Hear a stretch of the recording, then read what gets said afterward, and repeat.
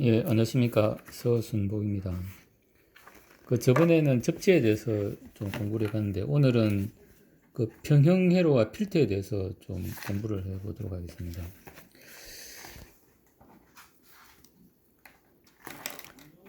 우리가 이제 저기 신호 중에 보면은 이게 싱글랜드라는 신호가 있습니다. 여기 이제 우리가 신호를 이제 전달할 때, 이제 그라운드를 통해서 이렇게 이제 그라운드를 통해서 전달하는 신호가 있고, 그 다음에 또 이제 한 가지는 여기는 마이너스 플러스고 플러스 마이너스고 이렇게 해가지고 이제 뭐 플러스 마이너스 이제 이런 식으로 그라운드 없이 이제 싱글핸드는 이제 보면은 우리가 신호를 주면 이렇게 가고 리턴 패스가 이제 그라운드를 통해서 이제 오는 것이고, 그 다음에 이제 이건 우리가 디퍼런셜이라고 하는데,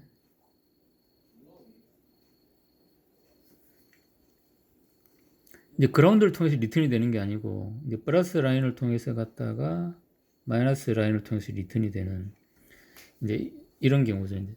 그래서 이제 이게 싱글핸드 같은 경우는 어떤 노이즈의 영향성을 많이 받을 수 있는데, 이제 이 디퍼런셜 같은 경우는 이제 우리가 EMI나 노이즈에 영향을 주는 어떤 공통 모드 노이즈는 이제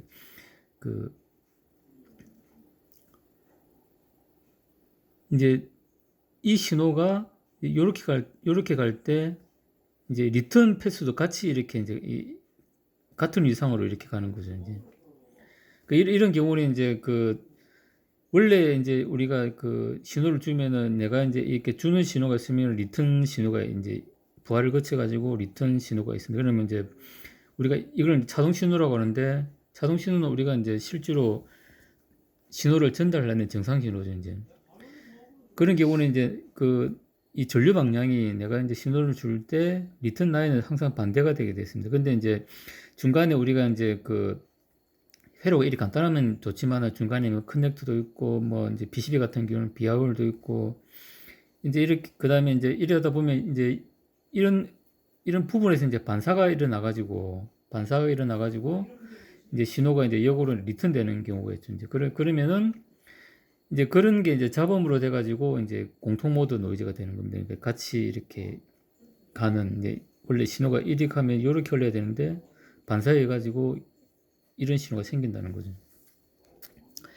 근데 이제 이 평행회로라는 거는 이제 이런 어떤 이제 EMI나 어떤 노이즈 영향을 주는 그런 공통 모드 노이즈가 이제 이 평행회로에 의해 가지고 이제 상쇄되는 그런 효과가 이제 있다는 겁니다. 그래서 우리가 이제 이 책에도 나오지만은 이제 CMRR이라고 그래가지고 이제 공통 모드 이제 노이즈를 제거하는 이제 그런 또 이제 우리 파라미터가 또 있습니다. 그래서 우리가 평행회로가 어떤 원리로 해가지고 이제 노이즈가 제거되는지를 좀 우리가 알아볼 필요가 있습니다.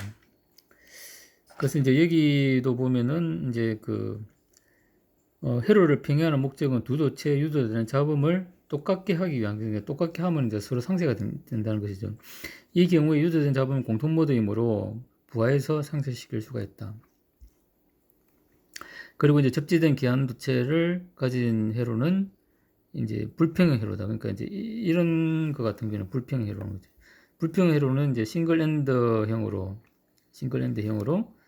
이제 부르기도 한다. 그러니까 이제 이게 이제 불평형 회로고 요게 이제 평형 회로라는 거죠. 그런데 평형 회로는 공통 모드 노이즈가 자동적으로 이제 상쇄되는 그런 효과가 있기 때문에 노이즈에 강건하다라는 것입니다. 여기 보면 이제 우리가 이제 평행으로 해가지고 도선을 꼬으면은 사실 자폐를 안 시켜도 이제 이제 특히 전화선 같은 경우는 이제 아주 이제 멀리까지 신호를 전달할 수 있다, 이런 내용입니다. 그래서 이제 여기 보면은 그 이제 식이 나와 있는데, 그러니까 이 공통 모드 노이즈는 이제 같이 흐른다 그랬죠. 이제 방향이 이제 전류 방향이 같다 그랬죠. 이제 요렇게. 그래서 이제 상쇄가 된다는 겁니다. 그러니까 이제 이 식을 보면 이제 이게 이제 그 공통 모드 노이즈 성분인데, 이게 이제 공통 모드 노이즈 성분인데, 이제 플러스 마이너스 해가지고 부하해서 상쇄가 된다는 거죠. 이제 부하해서 서로 이제 이 공통 모드가 요렇게, 원래 신호는 이제 요 IS 신호가 원래 신호입니다. 이렇게. 내가 이제 신호를 주면은 리턴 돼가지고 이렇게 오는 게 이제 있는데, 중간에 이런 공통 모드 노이즈가 생기면 부하에서 서로 이제 상쇄가 돼가지고 제로가 돼가지고 없어진다는 겁니다. 그러면은 얘가 이제 평행으로 쓰면 제로가 돼가지고 우리가 이제 원하는 요 신호만 남게 된다 하는 게 이제 평행회로를 쓰는 이제 그 기본적인 그 이제 개념입니다. 그래서 이제 그 우리가 이제 평행회로를 쓰게 되면은 이제 그 전달 과정에서 이제 밖에서 유입이 되든 안에서 이제 그 뭐 비하율이나 이런 것들이 반사가 되든 공통 이제 모드로 발생된 노이즈는 부하에서 상쇄가 돼가지고 원래 이제 우리가 전달하는 깨끗한 신호만 남게 된다 하는 겁니다. 그 다음에 이제 이게 우리가 이제 커먼 모드 리젝션이라든지 CMRR이라는 이제 커먼 모드 리젝션 레이시오 해가지고 기본적으로 이제 평행회로를 쓰게 되면은 이제 이런 CMRR이 이제 커지게 되고, 또 요즘 나오는 이제 그 오펜프 같은 경우는 기본적으로 CMRR이 보통 한 60데시벨, 뭐 좋은 건 100데시벨, 거의 이제 그 공통 모드 노이즈를 거의 자동적으로 제거하는 이제 그런 기능이 있습니다. 오펜프는 이제 그 이제 자동 정폭기라 해가지고 우리 이제 시소 같이 이렇게 동작하기 때문에 이제 그런 원리에 의해서 그 공통 모드가 이제 제거되는 그런 효과가 이제 좀 있다고 보시면 될 것 같습니다. 그래서 이제 기본적으로 우리가 이제 그 평행회로를 쓰면은 공통 모드 이제를 제거하는 그런 효과가 생긴다. 그래서 CMRR이 좋아진다. 라고 이제 좀 이제 생각하시면 되고,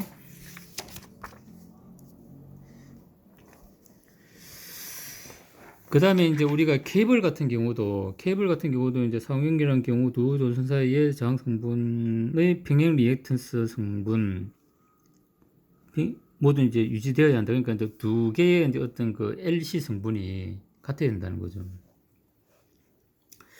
그래서 우리가 이제 PCB를 설계할 때 보면은 이제 그 막 쓸데없이 막 이제 그 요렇게 이제 이렇게 하는 이유가 이제 두 개의 어떤 이제 페어로 이제 된 어떤 그런 이제 우리 이제 디지털 신호 같은 경우는 이제 클락이 이제 고주파로 이제 이렇게 왔다 갔다 하니까, 근데 그게 이제 그 길이가 서로 다르면은 이제 그 평행 회로가 안 되겠죠. 이제.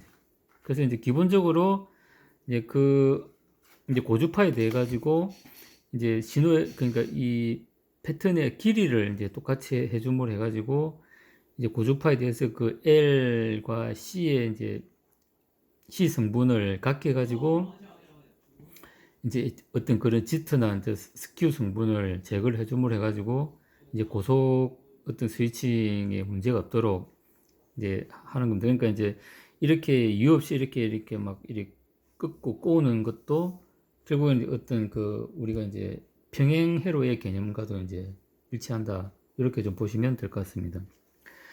그래서 우리가 이제 케이블도 평행을 해야 되고, 이제 어떤 그 요 시스템도 이제 평행을 해가지고 CMRR이 좋도록 하는 게 좋다는 것입니다. 그 다음에 이제 그 부하도 이제 평행하게 해야 되겠죠, 이제.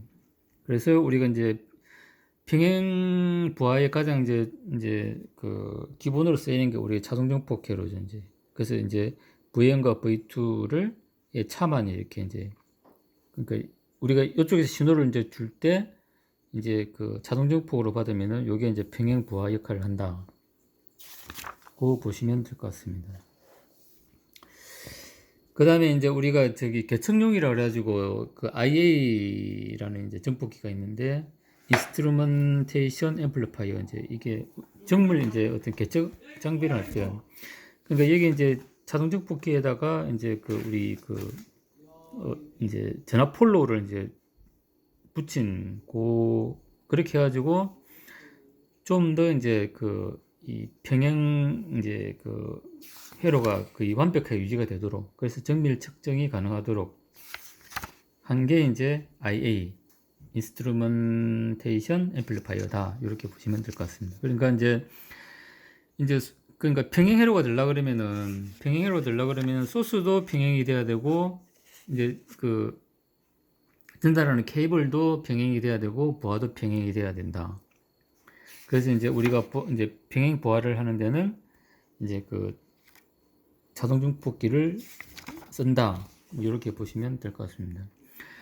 그 다음에 이제 이제 요 변압기를 써서 이제 할 수도 있고, 그 다음에 이제 입력 케이블의 이제 차폐 종단도 중요하다. 그러니까 이제 실컷 이제 실드 해가지고 왔는데, 이게 실드가 이제 샤시에 접지가 제대로 안 된다든지, 그렇게 하면 또 안 되겠죠. 그 다음에 이제 평행 회로가 있고, 그 다음에 이제 필터입니다. 필터 같은 경우 우리가 이제 EMI 노이즈는 이제 EMI를 줄이기 위해서 이제 가장 이제 중요한 건 뭐냐면은 공통 모드 노이즈를 줄이는 겁니다. 그러니까 우리가 이제 원래 신호는 자동 모드 신호죠. 이제 자동 모드 신호인데, 얘가 이제 가다가 이제 비아울이나 그 다음에 커넥터를 거치면서 이제 고주파 같은 경우는 이제 거기서 이제 반사가 되면서 공통 모드 노이즈를 발생을 시키는 겁니다. 그러면 이제 우리가 디지털 신호 같은 경우는 원래 신호를 이렇게 주는데, 비아울이나 이제 이제 회로를 거치면서 이제 요렇게 된다는 거죠. 이제 그러니까 이런 성분들이 다 이제 비아울이나 그 다음에 회로가 이제 꺾이고 이제 이런 부분에 의해서 이제 생긴다는 거죠. 근데 이런 걸 이제 최소화하려고 하면은 이제 우리가 이제 이 평행회로 개념을 잘 활용하면은 이제 좋다는 겁니다. 그 다음에 이제 우리가 이제 공통 모드를 이제 노이즈를 제거하려고 그러면은 이제 요 필터를 쓰는 거죠, 이제. 그래서 우리 보면은 이제 EMI 필터 이제 설계할 때 보면은 우리가 이제 이렇게 해가지고 이제 기본적으로 이제 요렇게 쓰죠, 이제. 그러면 이제 요거 같은 경우는 어떤 전류에 대해 가지고 이제 우리가 이제 요 트랜스포머 형태에 생긴 요거는 이제 전류를 이제 서로 이제 어떤 자동 모드의 전류를 상쇄시키는 거고, 그 다음에 이제 이렇게 캡은 이제 전압을 이제 샤시 그라운드로 빼는 이제 그런 이제 역할을 한다고 보면 됩니다. 그러면 이제 우리가 보통 필터 설계할 때 이제 여기에 보면 X캡 이렇게 해가지고 이제 자동 모드에 대한 이제 필터 넣고, 그 다음에 공통 모드는 이제 요 코일과 요 캡에 의해 가지고 이제 그래서 자동 모드 노이즈, 공통 모드 노이즈를 이렇게 제거할 수 있다. 이렇게 보시면 될 것 같습니다. 그래서 우리가 이제 이제 공통 모드 노이즈를 제거하기 위해서, 그러니까 이제 이 장의 요는 이제 공통 모드 노이즈를 이제 제거하기 위해서 평행 회로를 이제 쓴다. 이제 가능하면 싱글 핸드 회로를 써야 되는 경우도 있겠지만, 이제 디퍼런셜 우리가 평행 회로를 쓸 수 있으면 가능하면 평행 회로를 쓰는 게 좋다 하는 것이고, 그 다음에 그래도 이제 공통 모드 노이즈가 생기면은 그때는 이제 필터를 써야 된다 라는 겁니다. 그러면 이제 우리가 이제 대표적인 게 우리가 이제 요 필터를 우리가 많이 보기 때문에 이렇게 쓴다, 이렇게 이제 좀 이해를 하시면 될 것 같습니다. 그 다음에 이제 우리가 여기 보면은 이제 디커플링이라는 거는 이제 우리가 이제 두 회로 간에 커플링이 이제 일어나지 않도록 한다는 겁니다. 그러니까 이제 한쪽 회로는 노이즈가 많고 한쪽 회로는 이제 노이즈가 적은 회로인데, 노이즈가 많은 회로는 디커플링이 제대로 이제 분리가 안 돼 있으면은 이제 노이즈가 적은 회로 쪽으로 노이즈가 이제 이렇게 넘어가겠죠. 그래서 이제 그런 걸 차단하기 위해서 우리가 이제 이제 L이나 C를 써가지고 이제 디커플링을 한다. 넣은 것이고, 그래서 대부분 이제 파워 같은 경우는 우리가 이제 RC나 LC를 써가지고 이제 하죠. 보통 이제 이 캡만 이렇게 이제 좀 쓰는 경우도 있고, 그 다음에 이제 고주 파이로 같은 경우도 이제 요거는 이제 뭐 전폭기 회로 같은 경우도 이제 이렇게 디커플링 회로를 씁니다. 그래서 이제 우리가 그 어떤 필터 개념으로 할 때는 공통 모드 노이즈를 이제 제거하는 필터를 쓰고, 그 다음에 이제 디커플링을 해야 되고, 그 다음에 이제 우리가 용량성 부하를 이제 요것도 좀 중요한 것 같습니다. 우리가 용량성 부하, 그러니까 이제 그 부하가 이제 캡 용량이 이제 엄청 이제 큰 경우, 이런 경우에 이제 보면은 우리가 이제 저기 어떤 그 이제 신호를 이제 이 정폭할 때 우리가 이런 회로를 많이 씁니다. 이제 많이 쓰는데, 이제 이쪽에 이제 용량성 부해 가지고 이제 이게 어떤 그 이제 어떤 용량성 부하로 인해 가지고 이거의 영향을 받아 가지고 이제 회로 동작이 이제 이게 물론 AC로 동작하겠죠. 이제 그때 이제 이 문제가 생기면은 이제 우리가 여기서 보면은 이제 요 C와 그 다음에 R을 넣어 가지고 이제 그 이 캡에, 그러니까 부하에 있는 캡에 의해서 이제 생기는 어떤 그런 이제 그 노이즈의 영향성을 이제 개선할 수 있다라는 건데, 그러면 우리가 이제 그 실질적으로 이제 요런 회로는, 그러니까 이제 그 부하가 이제 용량성이 이제 아주 작거나 거의 없으면 사실 우리가 요렇게까지 이제 이렇게 할 필요 없으니까 요렇게 쓰면 됩니다. 근데 이제 이게 이제 용량성이 이제 커가지고 실제로 이렇게 이제 저항만 했을 때 이제 문제가 생기면 이제 요 C와 요 C2와 R을 넣어가지고 우리가 이제 그 제거를 해야 됩니다. 그러면 여기 보면은 이제 보통 한 10피코에서 이제 100피코 정도, 그 다음에 저항은 이제 수백 옴에서 수킬로 옴까지 이제 씁니다. 그거는 이제